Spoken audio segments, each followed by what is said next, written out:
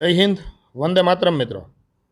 આજે આપણે standard 12 chapter number 13 point number 13.2 આ મુદ્દા વિશે ભણવા જઈ રહ્યા છીએ. મુદ્દાનું મેઇન હેડિંગ આપેલું છે વસ્તી. તો આ પોઈન્ટની અંદર પણ અલગ અલગ ઘણા બધા મુદ્દાઓ છે, જેમાંથી આપણે વસ્તીનો પહેલો મુદ્દો શરૂ કરવા જઈ રહ્યા છીએ. મુદ્દાનું હેડિંગ આપેલું છે વસ્તીના સવિશેષ લક્ષણો.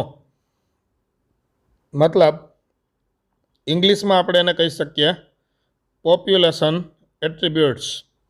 મતલબ વસ્તીની અંદર કયા કયા લક્ષણો હોય છે તેની ચર્ચા આપણે આ પ્રશ્નની અંદર કરવાની છે. તો પહેલો તો પ્રશ્ન જ એ થાય કે વસ્તી એટલે શું? તો કે એક વસવાટની અંદર રહેતા હોય એવા એક જ જાતિના સજીવોનો સમૂહ, એને આપણે વસ્તી કહી શકીએ. એક જ વસવાટની અંદર રહેતા હોય એવા એક જ જાતિના સજીવોના સમૂહને આપણે શું કહી શકીએ? તો કે વસ્તી.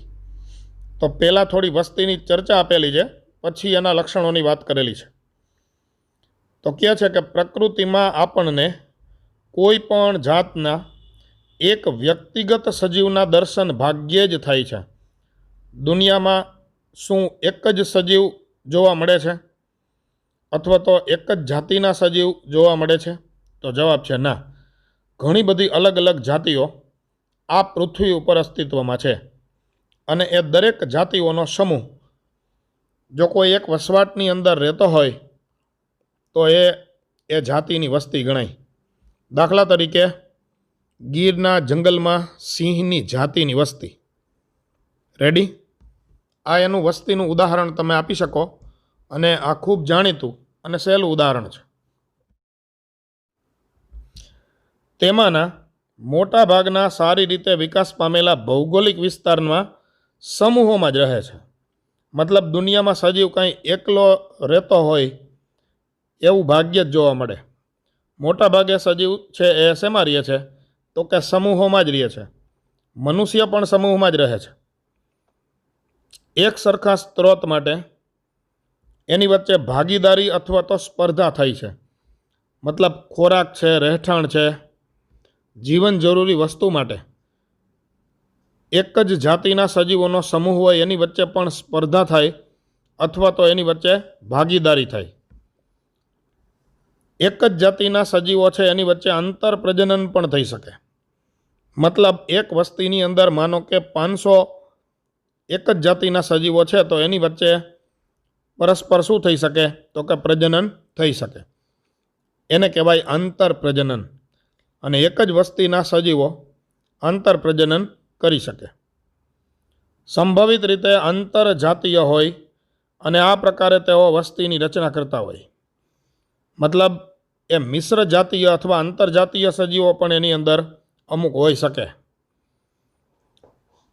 જે બીજા કોઈ વસવાટમાંથી આવેલ પરંતુ એ જ જાતિના સજીવ હોય એવું પણ બને. જો કે આંતર પ્રજનન શબ્દ એ લિંગી પ્રજનન એને દર્શાવે છે.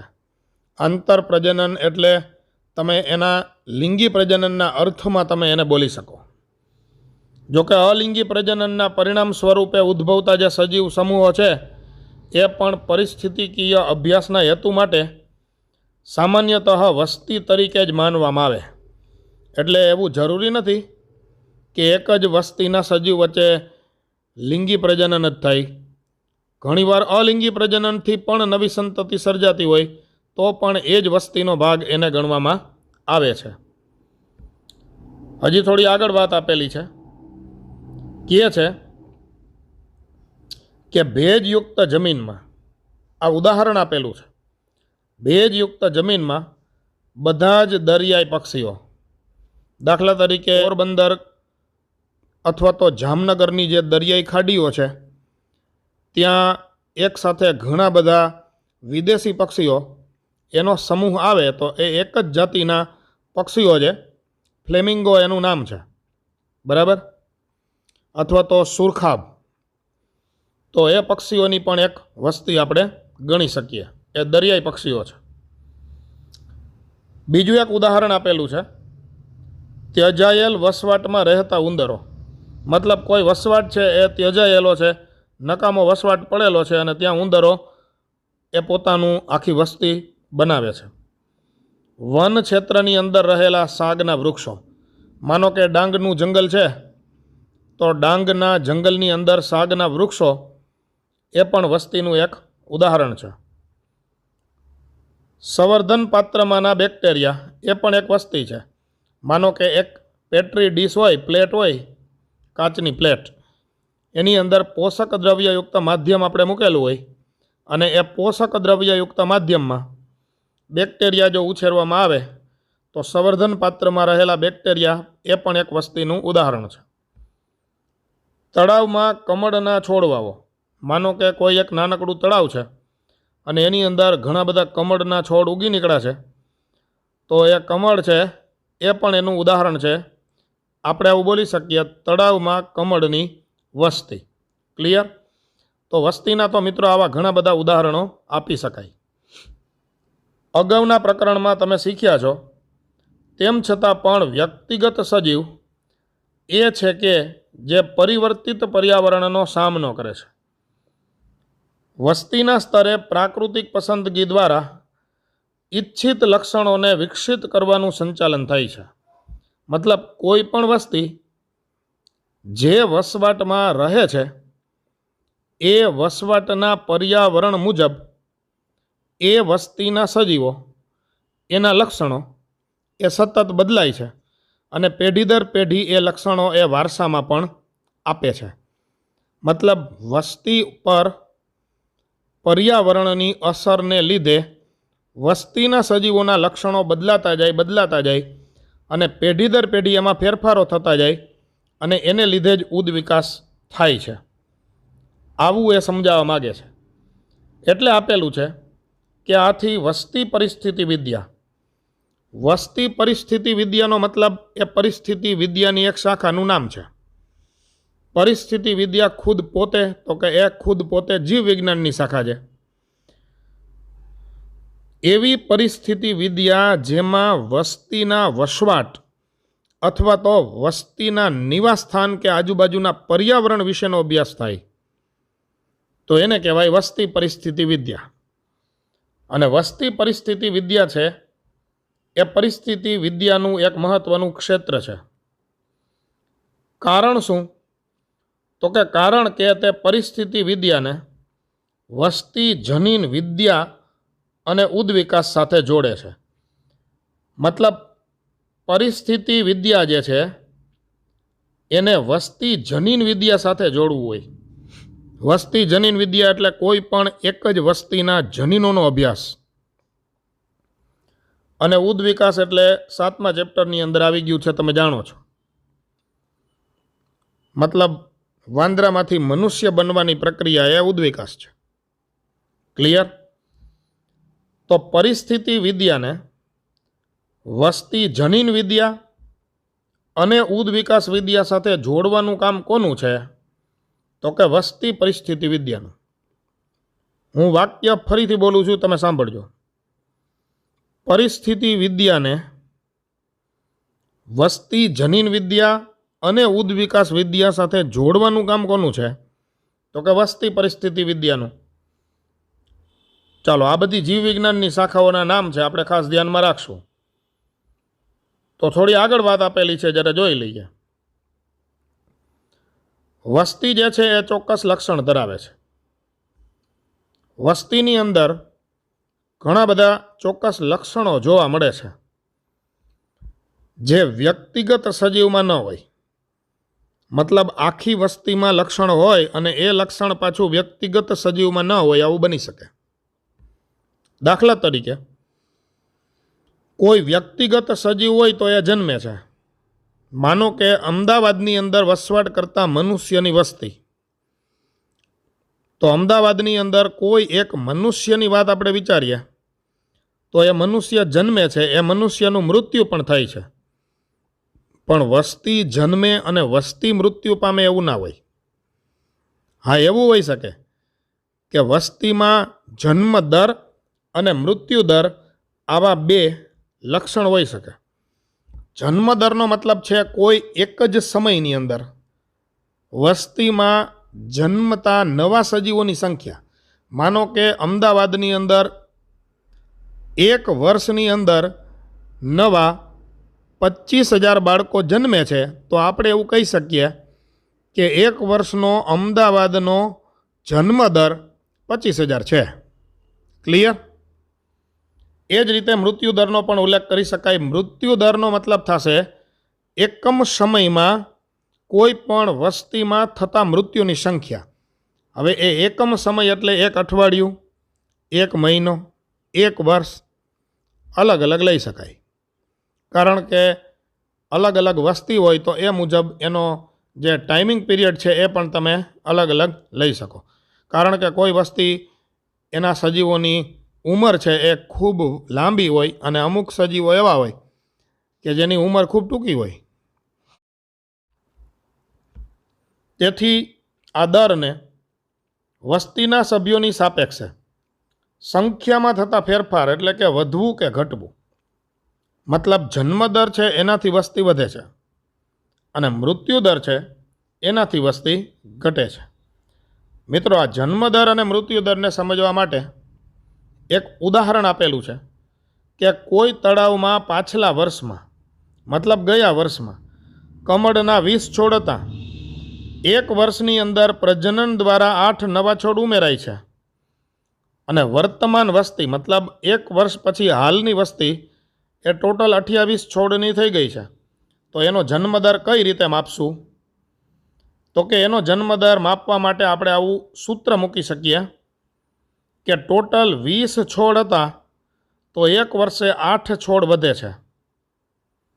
તો એક છોડ હોય તો કેટલા છોડ વધશે? હવે આનો સીધો મતલબ આપણે આવું લખી શકીએ 8 ગુણ્યા 1/20.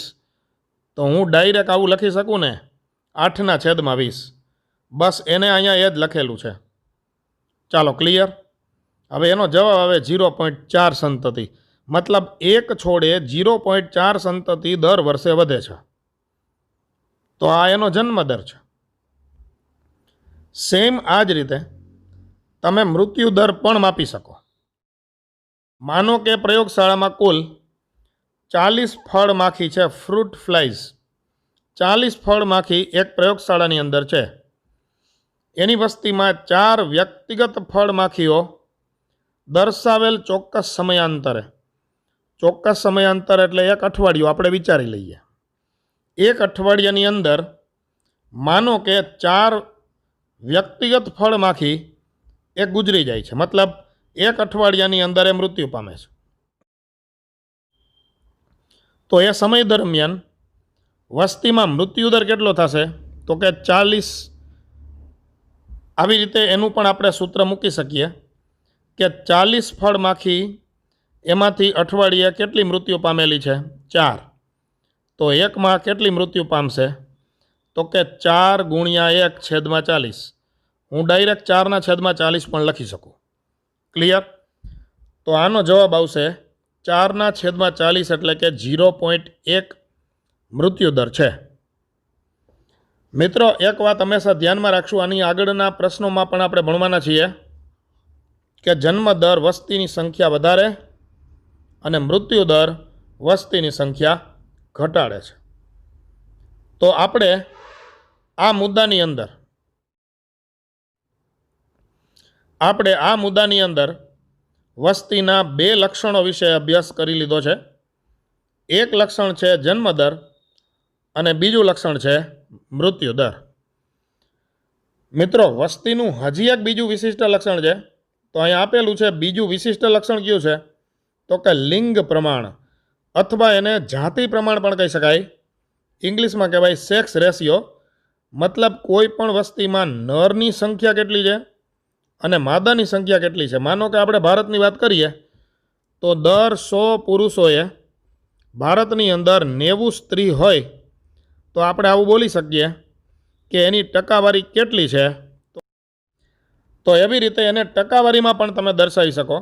માનો કે કોઈ વસ્તી હોય તો એની અંદર 60% માદા છે અને 40% નર છે. તો એ ટકાવારી મુજબ લિંગ જાતિ પ્રમાણ અથવા તો સેક્સ રેશિયો એને વસ્તી માટે દર્શાવી શકાય, એ પણ વસ્તીનું એક પ્રકારનું શું છે તો કે લક્ષણ છે. મિત્રો આની પણ થોડી ચર્ચા તમને કરી દઉં કે કોઈ પણ વસ્તીની અંદર જ્યારે માદા જાતિનું પ્રમાણ વધુ હોય ને તો એ વસ્તીમાં વધારો ઝડપથી થશે. કારણ કે નવી સંતતિ સર્જવા માટે જવાબદાર કોણ છે તો કે માદા જાતિ એ જ નવી સંતતિ સર્જી શકે છે. રેડી? તો હજી આગળ આપેલું છે, કોઈ આપેલ સમયે વસ્તી જુદી જુદી વયના વ્યક્તિગત સજીવોના સંગઠનથી બનેલી હોય. વસ્તીની અંદર અલગ અલગ વયના વ્યક્તિઓ હોય છે.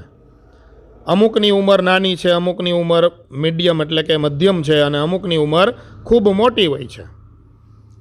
માનો કે આપણે અમદાવાદની માણસોની વસ્તીની વાત કરીએ તો દર 100 વ્યક્તિમાંથી આપણે એવું વિચારીએ કે દર 100 વ્યક્તિમાંથી 40 નાના બાળકો છે, 30 તો કે 30 છે એ યુવાનો છે, અને બાકી વધેલા 100માંથી 40, 30 અને પછી 30 વધેલા છે તો એ બધા વયોવૃદ્ધ વ્યક્તિઓ મતલબ ગલઢા બુઢિયા છે. તો કોઈ પણ વસ્તીને ઉંમરને આધારે 3 ભાગમાં વહેંચી શકાય. મિત્રો એને આધારે વય જાતિ પિરામિડ તૈયાર કરી શકાય. એ પણ વસ્તીનું એક લક્ષણ છે કે કોઈ પણ વસ્તીમાં અલગ અલગ વય જૂથની વ્યક્તિઓ હશે. એને આધારે જે પિરામિડ રચવામાં આવે છે એને કહેવાય એજ પિરામિડ અથવા વય પિરામિડ. જે આકૃતિ 13.4 અહીંયા નીચે આપેલી આકૃતિ છે 13.4 એની અંદર બતાવેલા છે. ચાલો ક્લિયર? કોઈ પણ વસ્તીની અંદર 3 પ્રકારની વ્યક્તિ હોઈ શકે. એક છે પૂર્વ પ્રજનનક્ષમ વ્યક્તિ, મતલબ એ નાના બાળકો છે. બીજું છે પ્રજનનક્ષમ વ્યક્તિ, મતલબ એ યુવાનો છે. અને પશ્ચ પ્રજનનક્ષમ વ્યક્તિ, મતલબ એ બધા ખૂબ મોટી ઉંમરના વ્યક્તિ છે જેણે પ્રજનન ક્ષમતા ગુમાવી દીધેલી છે. જે વસ્તીની અંદર પૂર્વ પ્રજનનક્ષમ વ્યક્તિઓ વધુ હશે ને એ વસ્તી ખૂબ ઝડપથી વધશે. પ્રજનનક્ષમ વ્યક્તિની સંખ્યા સૌથી વધુ હશે તો એ વસ્તી એ સ્થિર અથવા સ્થાયી વસ્તી હશે, અને જેમાં પશ્ચ પ્રજનનક્ષમ વ્યક્તિઓ વધુ હશે એ વસ્તી એ ધીમે ધીમે ઘટતી જશે. ચાલો ક્લિયર? એને આધારે અહીંયા વય પિરામિડ બનાવવામાં આવેલા છે. આપણે જોઈ લઈએ. મિત્રો આ પહેલો પિરામિડ જોતાં આપણને એવું લાગે છે કે એ મારા જેવો સીધો પિરામિડ છે, નિયમિત પિરામિડ છે. તો આમાં પૂર્વ પ્રજનનક્ષમ વ્યક્તિઓ સૌથી વધુ હોય છે. આ નીચેનો પાયો બહુ મોટો છે. તો એ વિસ્તારિત વસ્તી અથવા તો સતત વધી રહેલી વસ્તી કહી શકાય. આ બીજી આકૃતિ એની અંદર જે આ ગ્રાફ છે એ આ ટાઈપનો મતલબ બેલ શેપ્ડ અથવા તો ઘંટાકાર ગ્રાફ બને છે. તો આ વસ્તી સ્થાયી હોય. સ્થાયી વસ્તીનો મતલબ એવો છે કે એમાં પ્રજનનક્ષમ વ્યક્તિ સૌથી વધુ હશે. અને છેલ્લી જે આકૃતિ બતાવેલી છે એ ઊંધા ઘડા જેવા આકારની વસ્તી જોવા મળે છે. તો એ સતત ઘટતી વસ્તી છે અને એ વસ્તી ઘટે છે. તો એનો મતલબ એવો થાય કે તેમાં પશ્ચ પ્રજનન વયની વ્યક્તિની સંખ્યા સૌથી વધુ હશે. તો મિત્રો આપણે વસ્તીના લક્ષણોની ચર્ચા કરીએ છીએ. પહેલાં લક્ષણોની વાત કરેલી છે જન્મદર, પછી મૃત્યુદર. એના પછીનું લક્ષણ લિંગ પ્રમાણ છે, અને લિંગ પ્રમાણ પછીનું જે લક્ષણ છે એ શું છે તો કે એ વય આધારિત પિરામિડ. મિત્રો આ પિરામિડની વચ્ચે એક્ઝેક્ટ અહીંયા જે લીટી કરેલી છે, બધા પિરામિડની અંદર આ લીટી દર્શાવેલી છે. એ લીટીની એક બાજુની જે સંખ્યા છે એ સ્ત્રી હોય અને બીજી બાજુની સંખ્યા છે એ પુરુષ દર્શાવે છે, આવું આપણે કહી શકીએ. જોકે એ માહિતી આપણે ટેક્સ્ટબુકની અંદર આપેલી નથી, તો એની આપણે બહુ ચિંતા કરીશું નહીં. ચાલો થોડી આગળ આપણે વાત ભણી નાખીએ વસ્તી વિશે હજી, કે હવે આ ઉપરાંત વસ્તીમાં કોઈ લક્ષણો ખરા? તો જવાબ છે હા, લક્ષણો તો ઘણા બધા છે. અને આપણા સિલેબસની અંદર જે કાંઈ આપેલા છે આપણે માત્ર એટલા લક્ષણોની ચર્ચા કરીએ. તો આગળ ભણીએ કે વસ્તીનું કદ નિવાસસ્થાનમાં તેની સ્થિતિ વિશે આપણને ઘણું બધું કહી જાય છે. કોઈ પણ વસ્તી છે એનું કદ નાનું છે કે મોટું છે, એના નિવાસસ્થાનની અંદર એની સ્થિતિ વિશે આપણને ઘણી બધી માહિતી મળે છે. દાખલા તરીકે કોઈ નિવાસસ્થાનમાં કોઈ વસ્તીનું કદ મોટું હોય તો આપણે એવું કહી શકીએ કે એ વસ્તીનું ત્યાં પ્રભુત્વ છે.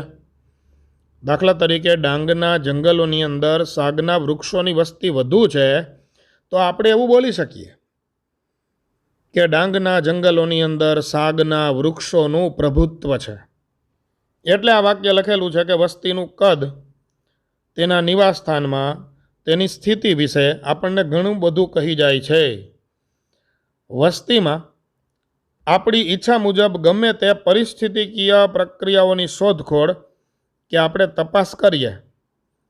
કોઈ પણ વસ્તી હોય, કોઈ પણ વસ્તી, એની અંદર આપણે કેવી કેવી પરિસ્થિતિકીય પ્રક્રિયાઓ ચાલે છે આપણે એની તપાસ કરીએ ને, પછી ભલે તે બીજી જાતિઓ સાથે એની સ્પર્ધાનું પરિણામ હોય, પરભક્ષીઓનો પ્રભાવ હોય. પરભક્ષીઓનો પ્રભાવ મતલબ બીજા સજીવ ઉપર જીવન જીવવા માટે આધારિત છે.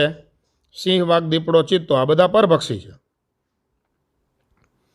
જંતુનાશક દવાના વપરાશને લીધે થતી અસર હોય તો ઘણી વખત જંતુનાશક દવાના વપરાશને લીધે વસ્તી ઉપર ખરાબ અસર થતી હોય તો એનો પણ આપણે એ પણ પરિસ્થિતિકીય પ્રક્રિયા જ છે, એનો પણ આપણે અભ્યાસ કરી શકીએ. આપણે તેનું મૂલ્યાંકન હંમેશા વસ્તીના કદમાં થતા પરિવર્તનના સંદર્ભમાં જ કરીએ.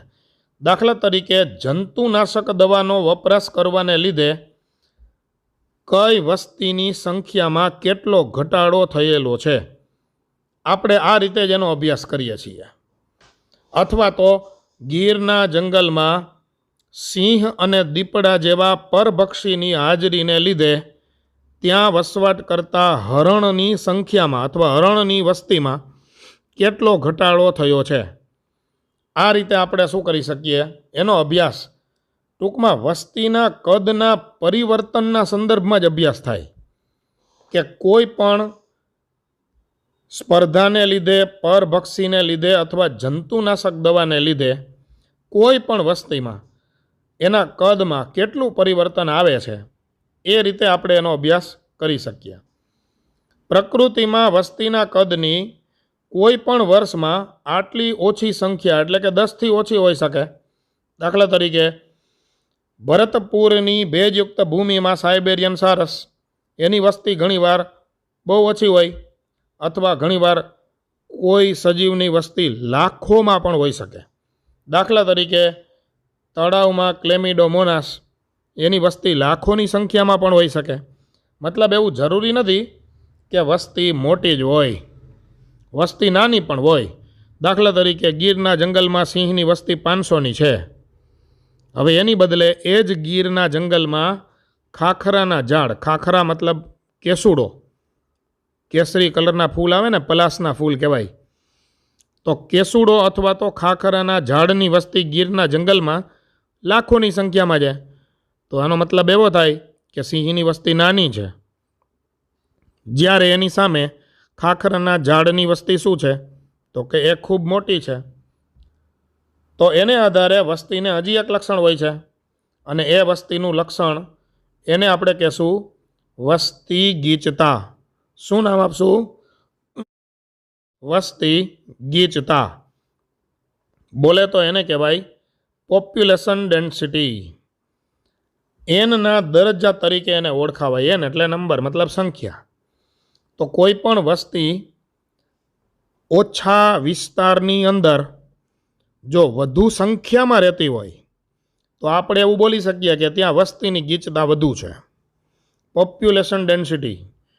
હું એમ બોલી શકું કે મુંબઈમાં માનવ વસ્તીની ગીચતા વધુ છે, એની કમ્પેરિઝનમાં રાજકોટની અંદર માનવ વસ્તીની ગીચતા થોડી ઓછી છે.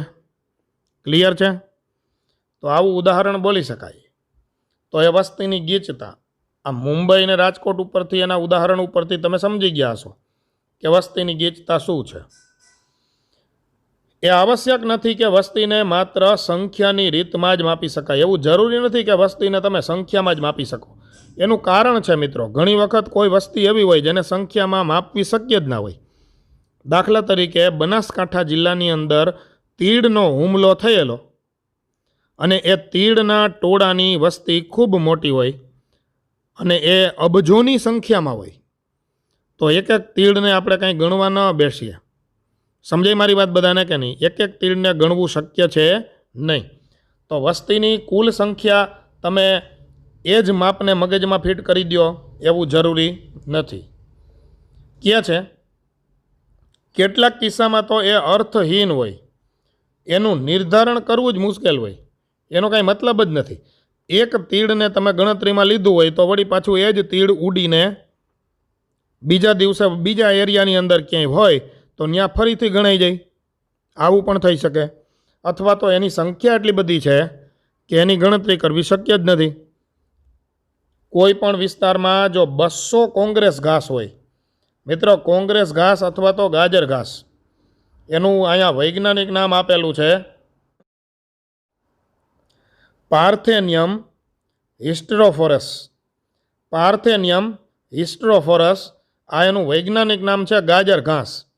એક પ્રકારનું ઉગી નીકળતું નીંદણ છે અને ગાજર ઘાસ છે એ બહુ મોટા પ્રમાણમાં ફટાફટ ઉગે છે અને ઝડપથી ફેલાય છે.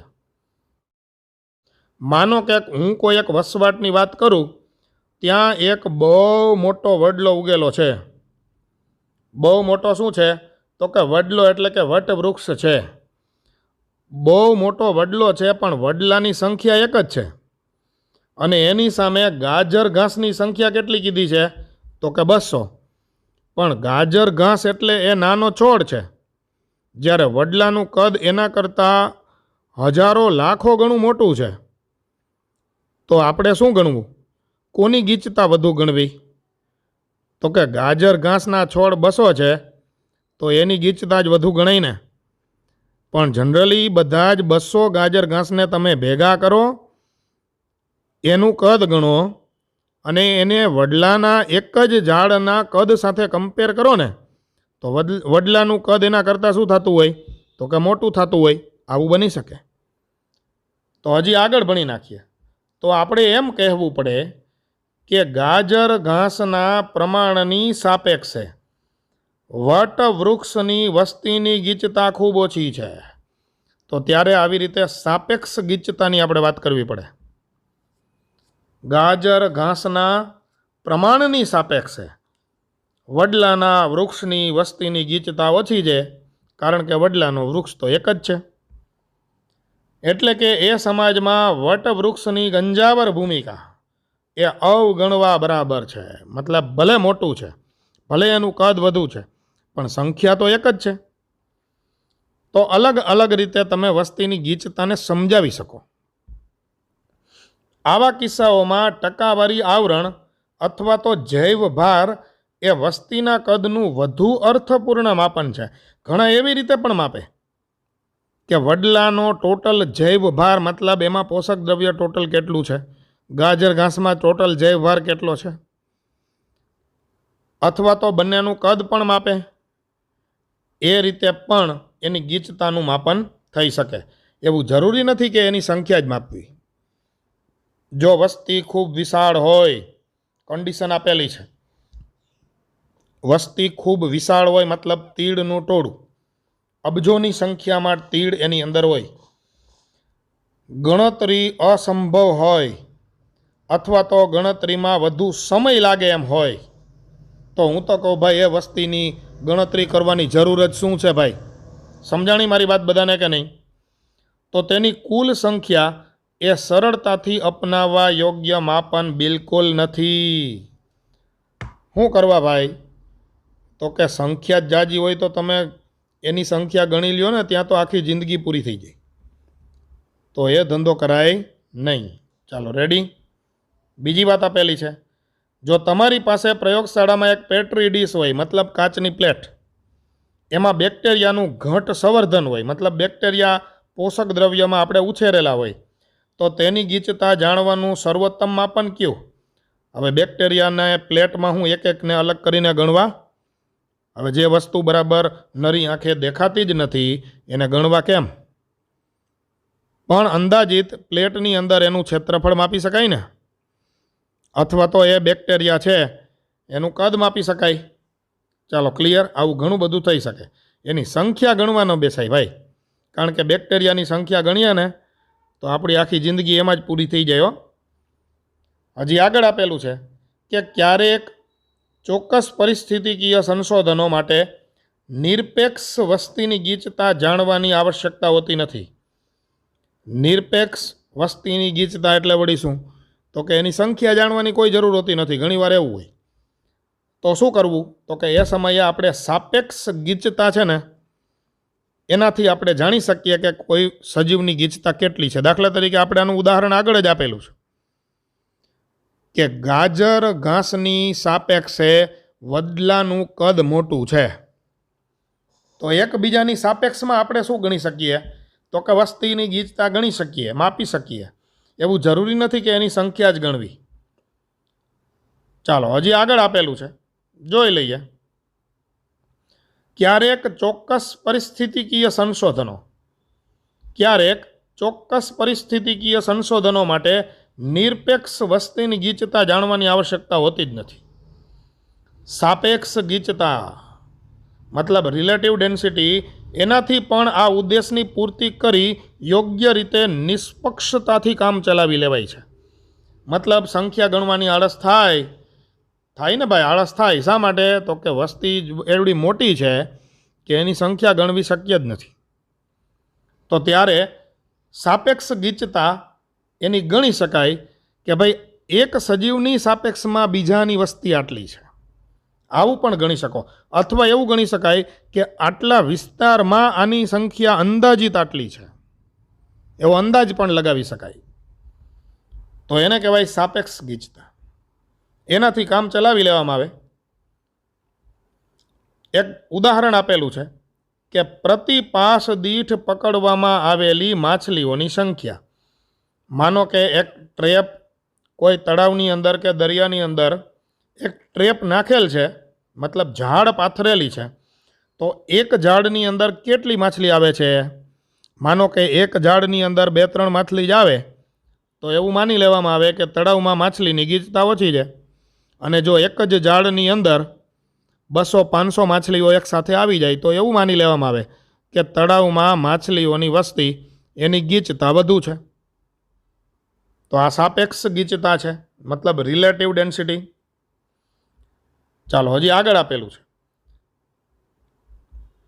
એ તળાવમાં કુલ વસ્તીની ગીચતાનું સારું અને પર્યાપ્ત માપન છે કે એક ગાડિયા દીઠ, ગાડિયા કરતા હોય ને ગણાય ભાઈ, તો એક ગાડિયા દીઠ પકડવામાં આવેલી માછલીઓની સંખ્યા, એને આધારે તળાવમાં કુલ માછલીઓની સંખ્યા એની વસ્તીની ગીચતા કેટલી હશે એનું અંદાજિત માપન થઈ શકે.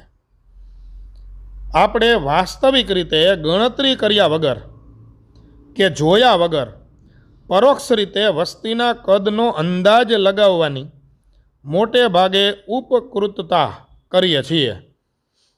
મોટે ભાગે આપણે એવું વિચારી લઈએ કે ભાઈ અંદાજ લગાવી લઈએ, કારણ કે બધી વસ્તીને ગણવી શક્ય નથી.